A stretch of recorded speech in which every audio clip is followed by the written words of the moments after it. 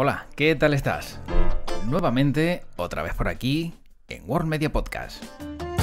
Bueno, nuevamente yo, tú y si acabas de llegar, te doy la bienvenida porque estás entrando en un mundo de podcasts musicales con Jaime Ojeda y con quien te habla José Luis Martín, que vas a ir descubriendo poco a poco y que estoy seguro que te van a encantar.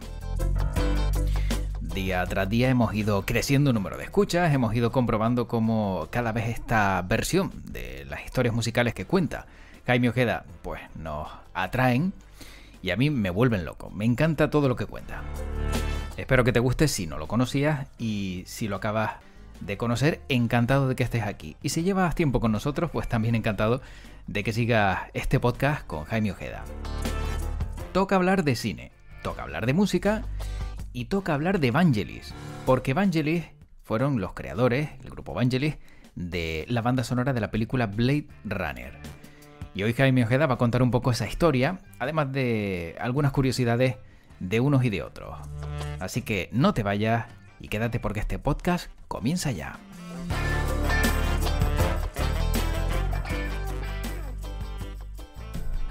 Y como siempre, todo esto lo hablamos con Jaime Ojeda, que está ya en este podcast. Jaime, ¿qué tal? ¿Cómo estás?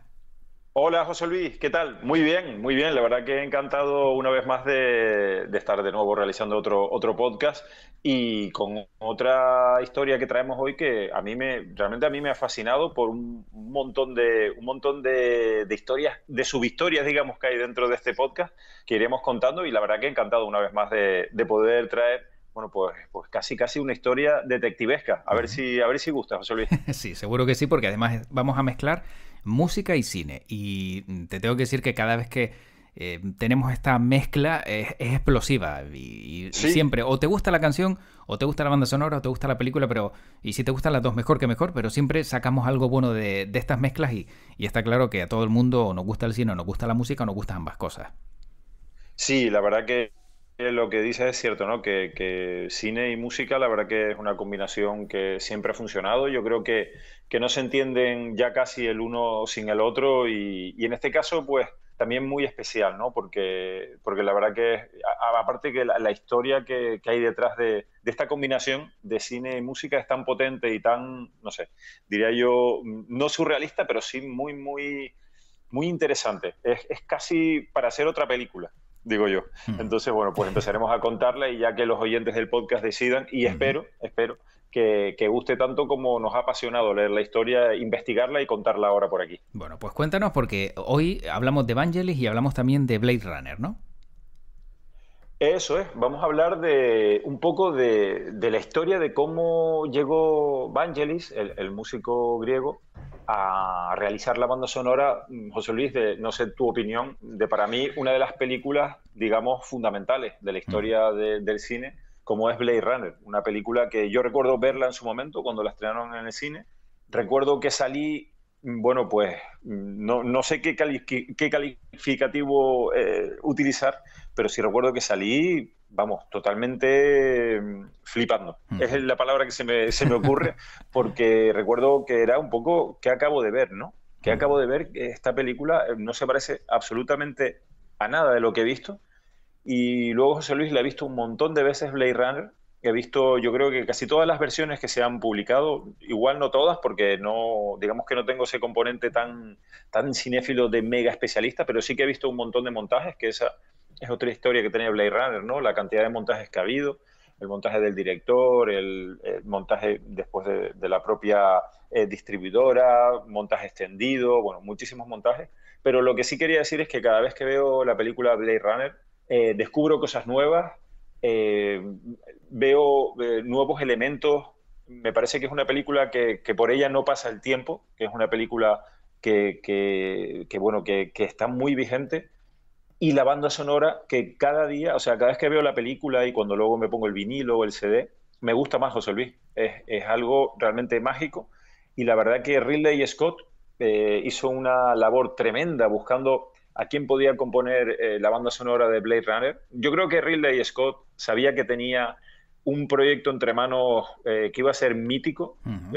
basado en una novela de Philip K. Dick, uno de los autores, digamos, yo creo, más importantes que ha tenido en los últimos años la ciencia ficción con todo lo que ha aportado.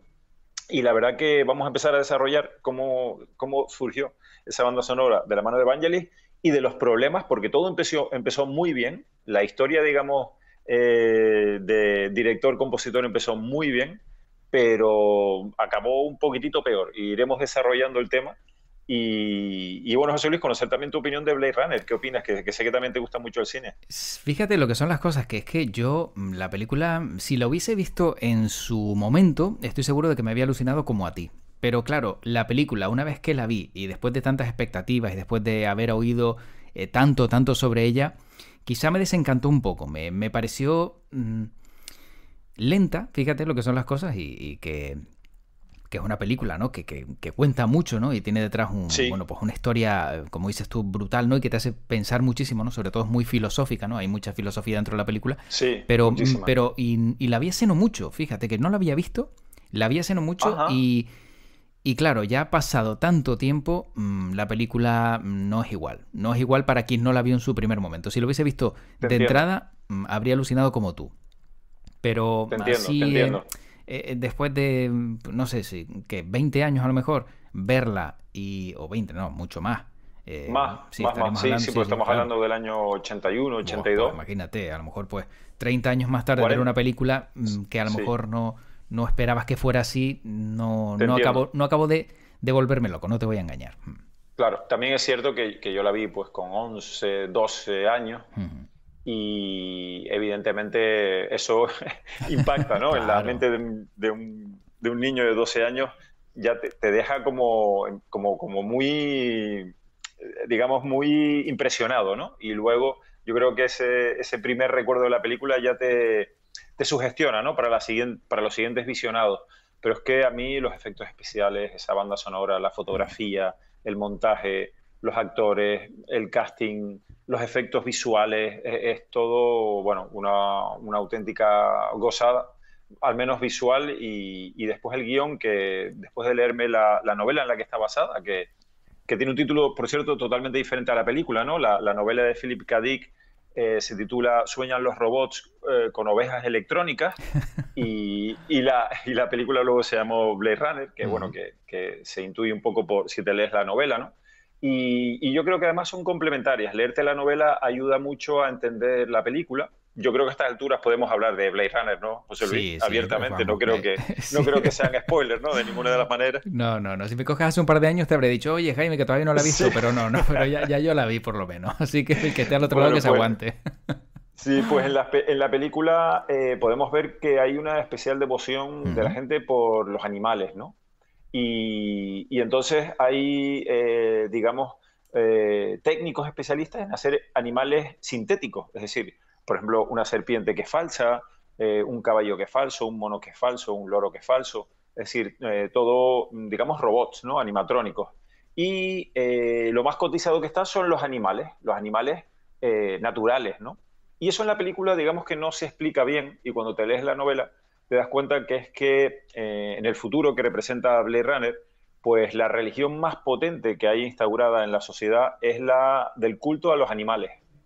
Los Mm. animales representan, digamos, la naturaleza que se pierde, porque hay que poner en contexto que el Blade Runner se desarrolla en un mundo post-apocalíptico, en un mundo que está, la verdad, que muy mal por tema de contaminación. Bueno, hemos arruinado el planeta básicamente, y los Ujú. animales, digamos que es el último bastión, la última conexión filosófica y física que tenemos con lo que fue el planeta y digamos que la religión que manda, la religión que se ha impuesto es la de el culto a los animales, ¿no? Y por eso en la película pues se deja entrever, ¿no?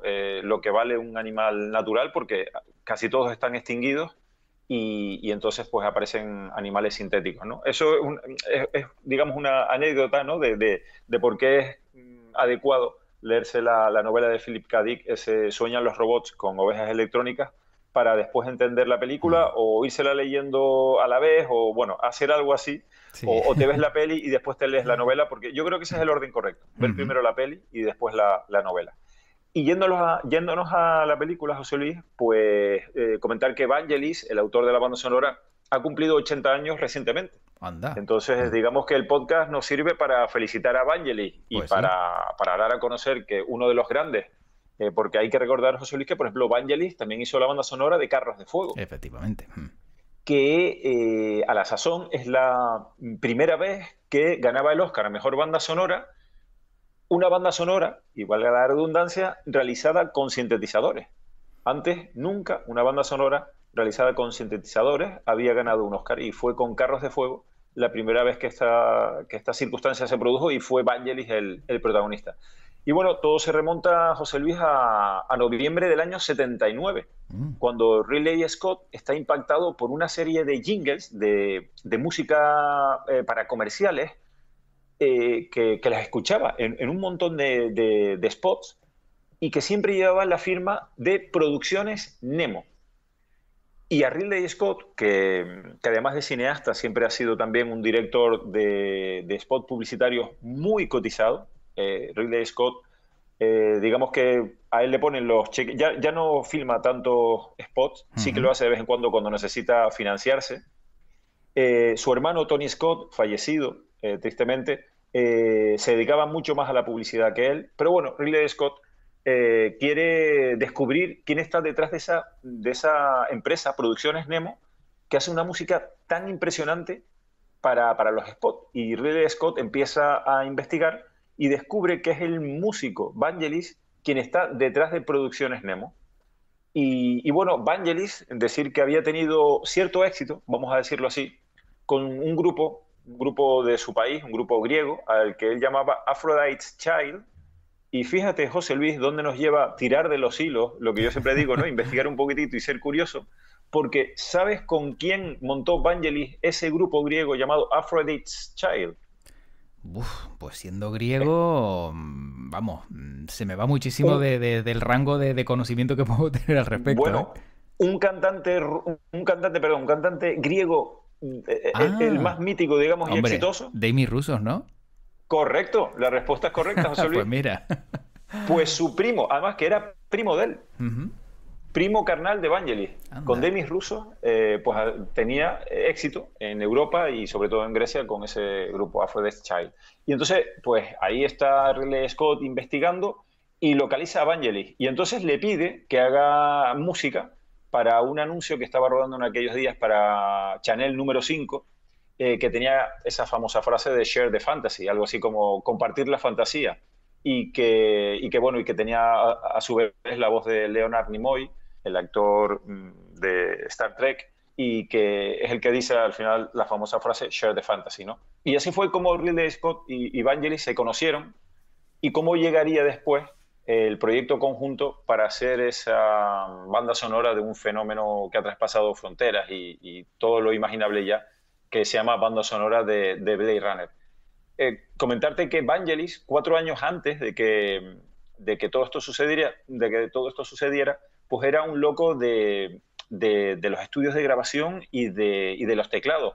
Claro, José Luis, yo creo que lo hemos hablado en anteriores podcasts, que hoy en día tener ya teclados e instrumentos, pues los puedes tener, digamos, de un montón de maneras, ¿no? Comprártelos físicamente, a tenerlos a través de plugin, ¿no? En software de grabación, en tu Mac o en tu PC, pero es que estamos hablando de los 70 y ahí, José Luis, evidentemente no existía esa facilidad, ¿no? Claro. Y además, digamos que físicamente, aunque quisieras comprar los instrumentos, pues no se fabricaban en una cantidad tan grande como se fabrican hoy en día, y eran carísimos, porque se fabricaban en unidades limitadísimas, porque en los 70 el tema de los teclados y de la música digital pues estaba todavía en pañales y eran unos pocos locos, entre comillas, aunque había ya precursores como Kraftwerk, de los que también hemos hablado, los alemanes, o Bebo, los ingleses, y bueno. Y Vangelis pues empieza a reunir dinero y oye, que quiere comprar instrumentos, pero no los logra porque es muy difícil, lo han comprado los estudios de grabación. Y entonces a Vangelis se le ocurre, bueno, pues compro un estudio de grabación. Si me viene ella con los instrumentos, pues lo que hago es que me compro un estudio.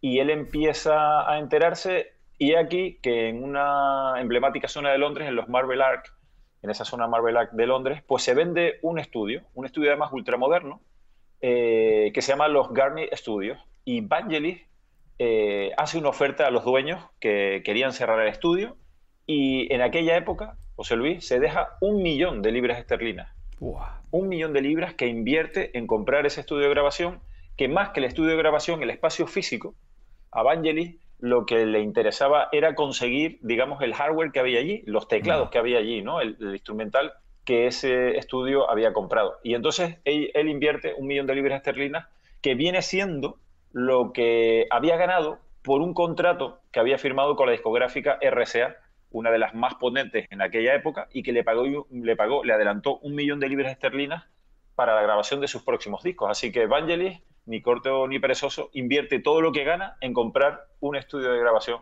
pero como veremos le sacó muchísimo partido. Mm. Vangelis quería comprar en realidad los estudios, los Command Studios, donde grababa Roxy Music y donde habían grabado, por ejemplo, su primer disco, pero los dueños del estudio dijeron que no vendían, que no vendían y que lo sentía mucho. Pero bueno, a Vangelis le salió bien la jugada porque pudo comprar estos otros estudios con todos los teclados que tenía. Y sobre todo, Vangelis estaba detrás de un famoso teclado de la marca Yamaha, que es un famosísimo teclado que es el CS80, un modelo que ahora está cotizadísimo, cuyas unidades valen cientos de miles de euros, cientos de miles de dólares, y es el que ha marcado el sonido característico de Vangelis, bueno, que se llenó de orgullo de tener ese estudio y que ya tenía un montón de sintetizadores polifónicos a su disposición. Así que el músico griego, poco a poco, se va haciendo con todos estos teclados. Por ejemplo, también se compró o obtuvo con esta compra el Roland SH3A o el Air Oberheim de 4 voces, y con ellos empieza a hacer música, discos como el Heaven and Hell de 1975, o el Espiral del 77, o el China de 1979, y todos ellos grabados en esos estudios, en los estudios Nemo Studios, que fue como llamó a los estudios una vez que él los compró en Marble Arch en Londres. Y la verdad que, José Luis, comentarte que estos discos de los años 70, de mitad de la década hacia adelante de los 70, ahora están considerados obras maestras de la música clásica con sintetizadores. Y la verdad que es una maravilla escucharlos ahora. Mm. Porque además, si escuchamos esos discos, podemos ver cómo se barrunta ya, por ejemplo, el tema central de Carros de Fuego o un preludio del tema de amor de Blade Runner. Así que podemos ver cómo Vangelis, digamos, que estaba un poco experimentando para lo que después serían, digamos, sus grandes joyas, ¿no? Mm. Y por ahí empiezan a aparecer un montón de canciones, y Ridley Scott se vuelve, la verdad, se vuelve loco, ¿no? Se vuelve loco porque le encanta todo lo que hace Vangelis, que además vivía en una apoteosis creativa, porque tenía toda la fuerza imaginativa, tenía una forma diferente de crear, él vivía para crear, y además José Luis, pues tenía que recuperar esa fortuna, porque 1 millón de libras esterlinas en los años 70 era una auténtica fortuna, y se lo había gastado todo en su estudio, que ahora se llaman los Nemo Studios. Así que Ridley Scott vuelve a llamar a Vangelis en el mes de noviembre de 1979 para empezar a sondearle, a ver si se prestaba a hacer esta banda sonora, ¿no? Digamos que Ridley Scott todavía no tenía el permiso de su distribuidora cinematográfica, pero él fue adelantando trabajo porque no quería que se le escapara a Vangelis o que alguien le robara al músico griego, porque Ridley Scott tenía claro que él debía ser quien hiciera esta banda sonora. Además, Ridley Scott había visto ya los trabajos que hacía Vangelis como bandas sonoras, por ejemplo, para un documental que se llamaba Ópera Savage, Ujú. y bueno, que en aquella época se hizo muy famosa. También, por cierto, que Ridley Scott tenía un poquitito de respeto, porque Vangelis tenía fama de ser muy quisquilloso. Y no iba muy desencaminado Ridley Scott, porque después veremos cómo realmente Vangelis, pues sí, realmente que en aquella época por lo menos era muy quisquilloso, y eso le granjeó problemas al director y al compositor. Y bueno, Vangelis pues sigue realizando sus obras, y empieza esas conversaciones con Ridley Scott, ¿no? Y primero llegó la banda sonora de Carros de Fuego. Comentarte, José Luis, que en aquella época, bueno, pues no había una sincronía entre los teclados MIDI y el vídeo de las películas. Ahora sí que está todo sincronizado, porque digamos que el estándar MIDI lo que logra es una sincronización con los fotogramas de la película, y digamos que ya es una gran ayuda, imagínate, una ayuda impresionante de que tú no tengas que hacer nada, sino que la música que vas tocando se sincroniza automáticamente con los fotogramas de la película. Pero en aquella época, José Luis, no existía esa sincronía. No, de hecho, el MIDI estaba todavía en sus orígenes y ni mucho menos es el estándar que hoy en día domina a todas las conexiones de teclados con cualquier otro dispositivo. Así que Vangelis, vamos a decir que era un artesano, Ujú. porque él sincronizaba su música compás a compás con cada uno de los fotogramas de las películas. Así que imagínate, Fua.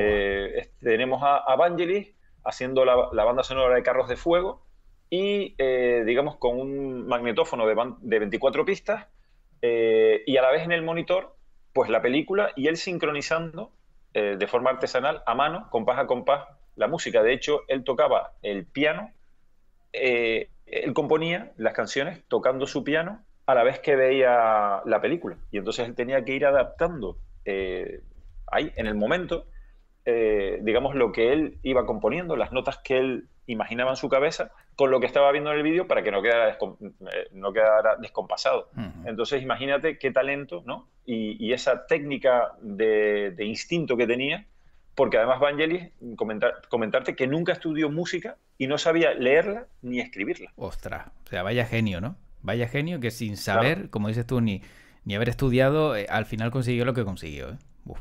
sí, tremendo. Y Vangelis consigue el Oscar a Mejor Banda Sonora Original por Carros de Fuego en el año 1981 y como decíamos al comienzo, fue la primera banda sonora en ganar un Oscar con música realizada exclusivamente por sintetizadores.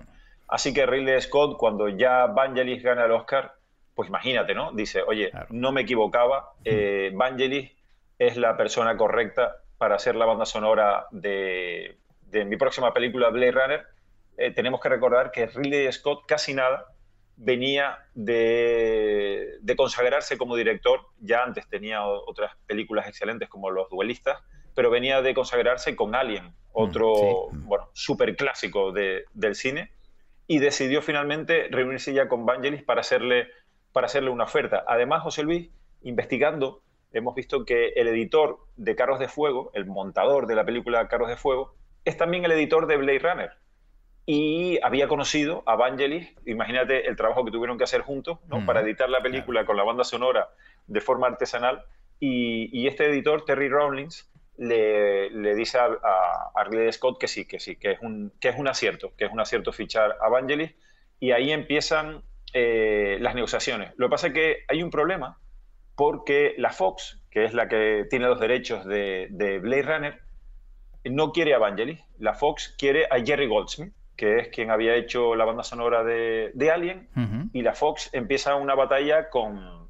Ridley Scott por la elección de quién será el compositor de la banda sonora. Claro, la Fox quería ir sobre seguro y apostar por Jerry Goldsmith, y Ridley Scott quería, vamos, a Vangelis sobre todo, ¿no? Y bueno, pues ahí empieza un poco las tiranteses y finalmente, bueno, pues Ridley Scott impone su criterio y la 20th Century Fox pues da el brazo a torcer y contratan a Vangelis. Ya estamos en el año 1981, concretamente en el mes de octubre. Bueno, Vangelis tiene que pasar algunas pruebas adicionales, por ejemplo, certificar que en sus estudios, los Nemo Studios, los que acaba de comprar, podía grabar, estaba licenciado para grabar en Dolby Stereo. Fíjate, José Luis, estamos hablando que en aquella época te pedían que estuviesen tus estudios licenciados para Dolby Stereo. Y hoy estamos hablando de un 10.2, es decir, hoy mínimo, lo mínimo que se maneja es un sistema para 12 altavoces. Y en aquella época estamos hablando de doble pista, un Dolby Stereo, pero bueno, certificado por Dolby, ¿no? Que hay que decir que estamos hablando del año 81 y yo recuerdo cuando llegó el sistema Dolby a las salas, que aquello era, José Luis, la Sí, una revolución. pasada. Era un cambio radical, ¿no? En el sonido. Entonces, bueno, la Fox se ofrece a financiarle a Vangelis una serie de ingenieros para que viajen a Londres y le licencien el estudio, porque evidentemente Vangelis no tenía licenciado el estudio para trabajar con Dolby Stereo, y la 20th Century Fox le envía a los ingenieros bueno, le montan el sistema Dolby, se lo licencian y además, bueno, pues también le licencian el magnetófono que utilizaba Vangelis porque él quería trabajar con su equipo, no quería que le dieran otro equipo, era el que él conocía. Y le licencian también un magnetófono de cuatro pistas, ¿no? Para que se hicieran las mezclas. Bueno, la verdad que tremendo, ¿no? La verdad que una intrahistoria, todo ese cacharreo, ¿no? Que, que uno no conoce y que parece que, bueno, que simplemente, oye, pues firmo un contrato, a mí me dan este dinero y venga, me pongo a grabar y ya está. No. Aquí hay un tema técnico realmente impresionante, ¿no? Para poder realizar la banda sonora. Yo he leído por ahí, Jaime, para acabar ya, ¿sí? que si no me equivoco hay 8 bandas sonoras, 8 versiones de la banda sonora de esta película. Y ¿Cierto? que, sí, que al final, bueno, parece que también hubo un poquito de mosqueo, ¿no? Entre Vangelis y Ridley Scott, que digamos, las razones, no sé si se llegaron a salir a la luz o no, pero existió. Sí, es que luego hubo un problema importante, Jesús Luis, porque todo esto, ya te digo, es para hacer un documental o una película de toda esta historia, porque el tema está en que luego Ridley Scott le hace llegar un copión, digamos, un montaje en bruto de la película Blade Runner, para que Vangelis pueda empezar a componer, ¿no? Una vez que ella ve la película, aunque él se había leído la novela y demás, y para grabarla como había hecho con Carros de Fuego, ¿no? Con, digamos, sincronización manual. Y Vangelis se queda impresionado de las imágenes que ve, ¿no? Y al mismo tiempo se asustó de la responsabilidad. Así que, porque él se quedó cautivado, por ejemplo, con los replicantes que aparecen en la película, ¿no? Y además la cinta que vio Vangelis no tenía ni diálogos ni sonidos.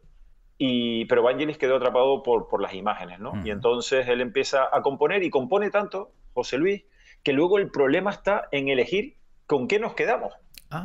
De todo el material compuesto, claro, ¿con qué nos quedamos? Porque además, fíjate por dónde, mirando los créditos e investigando, Vangelis llamó a su primo Demis Roussos, que le pone voz a alguna de las canciones de esa banda sonora. Es decir, hay canciones de la banda sonora de Ridley Scott cantadas por Demis Roussos y también por John Anderson, que era el cantante del grupo Yes, un grupo de rock sinfónico que ya había colaborado también con Vangelis. Entonces, Vangelis hace una cantidad de material tan grande que luego hay que elegir.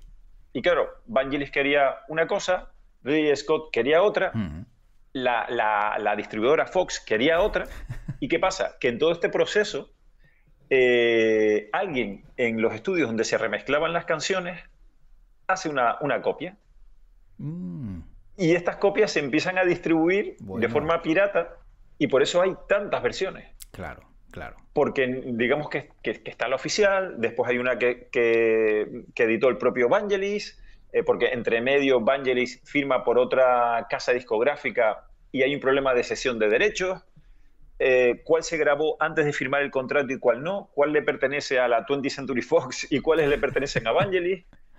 Bueno, un lío tremendo que yo creo que tendríamos que hacer la parte 2 de este podcast para explicar ese sublío, ¿no? que hay ahí.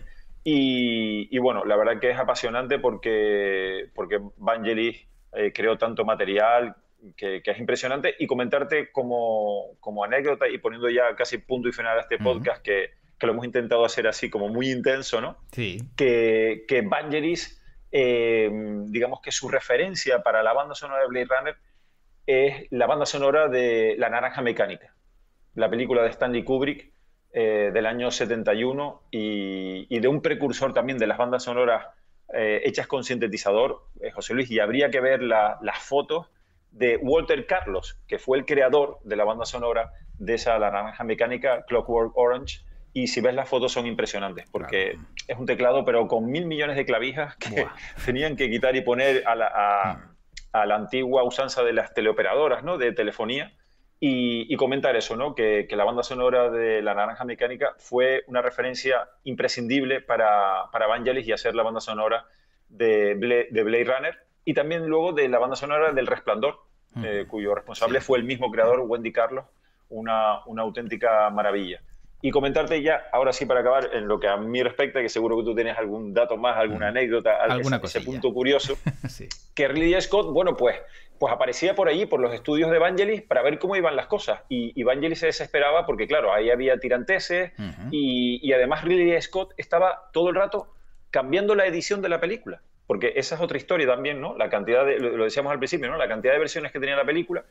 Y claro, hay que recordar que Vangelis componía manualmente. Entonces, claro, aparecía Ridley Scott y le decía, oye, mira, aquí hay una nueva cinta VHS con otro copión de la película, ¿no? El bruto de la película, pero es que tiene una nueva edición. Claro, Vangelis tenía que volver a sincronizarlo todo Buah, manualmente. claro. Entonces era un trabajo, bueno, una locura, ¿no? Vangelis decía que él pensaba que no iba a llegar a tiempo, que no, él pensaba que iba a ser imposible acabar esa banda sonora, pero Vangelis acaba su trabajo, lo acaba a tiempo, en abril de 1982, y ya incluía las mezclas de Dolby en 4 pistas, como exigía Hollywood en aquella época. La verdad que me hace gracia, mucha gracia el Sí, tema, sí. porque ahora lo mínimo que te exigen es un 10.2. Estamos hablando, es decir, una mezcla para 12 altavoces diferentes y además inmersivo con Dolby Atmos, bueno, una historia tremenda técnica, pero que en aquella época el Dolby 4 pistas era lo que se te exigía, ¿no? Y la verdad que, bueno, pues al final la película y su banda sonora salieron adelante con esas copias piratas. Bueno, una cosa impresionante, una historia que realmente hemos intentado, digamos, sintetizar lo máximo posible, pero que, bueno, tendría una parte 2 y una parte 3, así que lo dejamos abierto Sí. por si te apetece y a los oyentes del podcast le apetece, si nos quieren escribir en los comentarios, hacernos llegar sus comentarios, pues con mucho gusto haremos una segunda y tercera parte para seguir contando la historia de la creación de esta banda sonora tan apasionante. Sin duda, porque además esta banda sonora, claro, tenía una película detrás que se presentó a los Oscars, fue un fracaso de taquilla, también hay Sí, que recordarlo, y sí, no sí. obtuvo ninguna estatuilla, fue nominada a 2 categorías, mejor dirección artística y mejor efectos visuales, pero no se llevó ninguno. Y antes nombraba justo, curioso, El Resplandor, pues la curiosidad de este podcast está relacionado con más bien la película, más que la banda sonora. Y es que Ridley Scott usó en uno de los finales varios planos rodados por Kubrick para El Resplandor, porque este no llegó a utilizarlos en la película de terror y a Ridley Scott le gustaron. Y son las montañas y paisajes parecidos a los que sale el principio del Resplandor, que Kubrick desechó, dijo, esto no lo quiero. Lo utilizó Ridley Scott, lógicamente le pidió permiso, reconoció que eran de él, pero es curioso que de una película de terror sacaran Sí, también material para este Blade Runner. impresionante. Sí, sí, sí, curioso, muy curioso. Sí, Y luego sí, sí. ya, que no lo hemos dicho, el nombre del teclista Vangelis. No sé si te atreves, pero yo lo tengo por aquí y lo he leído 5 veces a ver si lo digo bien de Sí. entrada. Porque el tipo se llama Evangelos Odiseas Papatanasiou. Ese es el nombre del teclista. Madre mía. O sea que, claro, siendo Más, griego, cono- pues... más, más conocido por Vangelis, ¿no? Exacto, y acabamos antes, ¿verdad? Sí, sí, Así se lo sí, puso sí, él sí, sí, también. sí. Dice, mira, mejor Vangelis que no le molesta a nadie y no se dificulta. Así que bueno, pues esos son los pequeños detalles que yo tenía para aportar en el día Sí, de hoy de esta historia que la verdad que, como bien dices, pues da para mucho y sobre todo que tiene detrás una gran película y una banda sonora brutal, que merece la pena escuchar. Y no estoy seguro, Jaime, corrígeme si me equivoco, pero la banda sonora no es la que escuchamos durante muchísimos años en Informe Semanal. Eh, pues podría ser. Sí, sí, sí, sí, sí. Una Sí, de las, ¿verdad? una de las canciones, sí, sí. Una de las canciones forma parte exactamente de la sintonía de ese mítico programa, Mm. diría yo, de televisión española. Yo creo que uno de los mejores programas que se han hecho en la historia de la televisión. Y es cierto que una de las canciones forma parte de esa banda sonora. Sí, sí, creo que sí, exacto. Sí, Del encabezamiento, lo acabo de buscar rápidamente, de Informe Semanal en el año 81. Exactamente. El compositor de la música de Blade Runner no era otro que Vangelis respecto a Informe Semanal. También pues parece que había hay una sintonía. correcto. Bueno, pues parece que sí, parece que sí. Algo hay, algo hay. Sí, sí, sí, sí. Ya te digo, es que la influencia en aquella época fue realmente grande y lo que tú decías, que la película fue un fracaso en taquilla, pero es que tiene una complejidad tremenda, ¿no? Es como, por ejemplo, El Señor de los Anillos, cuya primera versión en cine fue en animación y recuerdo verla también yo siendo niño y fue también un fracaso, ¿no? Hasta que después Peter Jackson, muchísimos años después, la ha retomado y ya dándole Sí. otra orientación y con la técnica que hay hoy en día, bueno, pues haciéndolo de otra forma, pero la primera versión del Señor de los Anillos, como te digo, fue en animación y fue un absoluto fracaso, Sí, porque sí. además son películas, yo creo que en cualquiera de las maneras son difíciles, ¿no? de consumir, difíciles de ver, pero que el paso del tiempo al final las ha puesto en su sitio, y Blade Runner, pues evidentemente, y yo creo que los especialistas en cine son los que nos podrían ayudar en este caso, yo creo que está en los altares, ¿no?, del séptimo arte. Corrijo, no era informe semanal, sino en portada. Que me lancé. Exacto, me lancé porque informe semanal era de Rafael Beltrán, sí, así que no le vamos a quitar mérito a uno ni a otro, exactamente. Cierto. Pues ahí queda ese dato, sí. La verdad que impresionante. Y yo, para acabar, pues animo a todos los que estén escuchando el podcast a que busquen esa banda sonora, la de Blade Runner, y la escuchen, porque yo creo que les va a impresionar, y yo les diría además que la escuchen, digamos, no de pasada, sino que, oye, busquen una horita y media, una horita y pico, que dura, y se la escuchen para que la disfruten desde el comienzo hasta el final, porque yo creo que vale la pena esa experiencia. Sin duda. Jaime, pues como siempre un placer escucharte, un placer disfrutar de la buena música y hacerlo en este podcast, en este ratito en World Media, y bueno, seguro que en la próxima ocasión y en el próximo podcast nos vas a sorprender con grandes historias como siempre haces, no me cabe la menor duda. Pues como siempre trataremos de seguir trayendo historias que gusten y que tengan ese componente de diferente, y de historias que igual se desconocen y que a nosotros nos gusta sacar a la luz y contarlas, bueno, con el estilo que tiene World Media para traer temas apasionantes. Así que prometemos más y mejor, José Luis. Sin duda. Jaime, un abrazo y cuídate. Hasta la próxima. Igualmente, chao. Un abrazo para todos. Hasta la próxima. Pues aquí queda este podcast. Ya terminamos y como siempre sabes que lo único que me queda es recordarte que nos encuentras en worldmedia.es. Ahí está la página de World Media donde están todos estos podcasts alojados con sus diferentes plataformas, y en las redes sociales estamos como World Media Spain. Espero que te lo hayas pasado bien. A mí me ha encantado conocer un poco más no solo de la música, sino también del cine con Jaime Ojeda, y dentro de poco seguiremos con él, seguro que conociendo grandes historias, y espero verte al otro lado.